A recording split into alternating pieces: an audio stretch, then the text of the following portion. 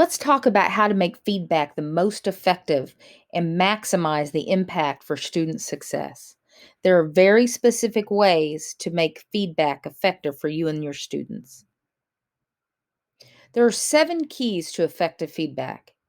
It must be goal referenced, tangible and transparent, actionable, user friendly, timely, ongoing, and consistent. So, why are these examples advice and not feedback? You need more examples in your report. You might want to use a lighter baseball bat. You should have included some essential questions in your unit plan. These are all specific, but why are they not feedback? Let's explore. These 3 statements are not feedback, they're advice.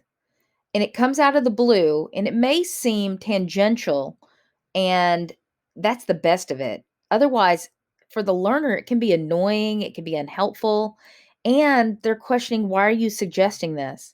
And with students, often what the answer they give themselves is because they can't figure out or own how to improve their work. So we often jump right to advice. Why? We want them to get the right answer or get to the objective we want them to get to. And but we never, or we often do not wait for them to understand, grasp, and let's say own their learning and come to their own conclusions about how to move forward with our feedback in order to improve it.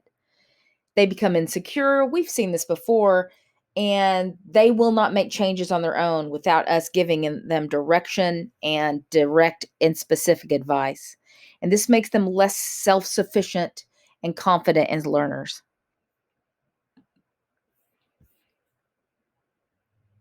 So let's look again at these advice statements.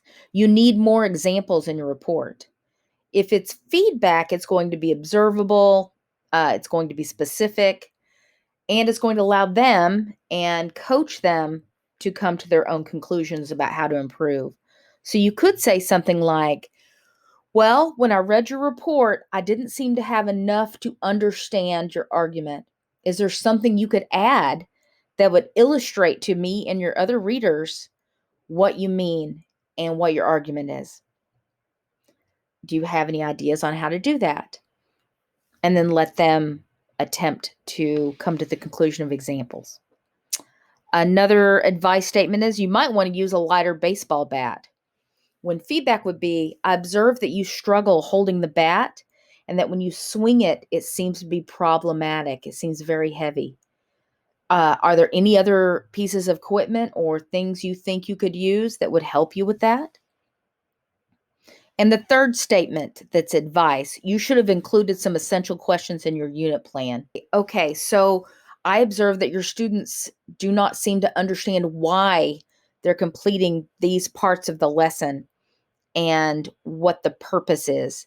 Is there something you could add to your unit plan that would make that clear for them?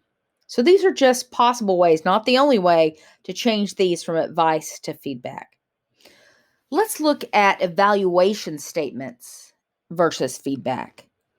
Things like, good work. This is a weak paper. You got a C on your presentation, and I'm so pleased by your poster. All of these are evaluative. So let's explore why that might be the case. So these comments make value judgments. They praise, they criticize, or they just give a grade. And that's all they do. There's no way for the student to then uh, improve or change or revise. It is summative. It is the end of the road types of statements. But these are some ways we can recast those. Good work. Your use of words was more precise in this paper than in the last one, and I saw the scenes clearly in my mind's eye. Again, the feedback is specific, it's observable, and it tells the students how they might improve their future work. This is a weak paper. Almost from the first sentence, I was confused as to your initial thesis and evidence you provide for it. In the second paragraph, you propose a different thesis. And in the third paragraph, you don't offer evidence, just beliefs. So this pinpoints for the students the weaknesses in the paper. Perhaps the student is able to revise and strengthen their paper using this specific feedback. You can drop evaluative language eventually. I mean, it serves no purpose. It never helps a student improve. It literally just ends the conversation. And let's talk about grading here for a second. We all know we have to do grading. We overlook the uselessness of this. It is literally just a summative statement. Me telling you that you made a C on a paper literally has zero context whatsoever, except within a grading policy. It says nothing about the quality of the work or specific ways that the student can improve. So we looked at some ways to change some of these sentences, the weak paper and the good work. Let's talk about the you got a C on your presentation. You could say something like, instead, to make it more feedback rather than evaluative, you got a C on your presentation, but I love the way you used specific vocabulary from what we learned at the beginning of the unit in order to make it clear the connections you were making. Continue that and you will improve even more. Or, I'm so pleased by your poster. I love the way it was obvious you took time to make it look professional and to include all of the aspects of the rubric when you completed it. Bill Gates said we all need people who will give us feedback. That's how we improve. You know that he means all feedback is good feedback as long as it is only all of the things that the 7 keys of effective feedback are. So what do you do to get started? Well, here is an action plan. You can use this and you can then kind of map out how you're going to move forward. I would urge you, don't try everything. There's 7 keys. You don't need to include them all.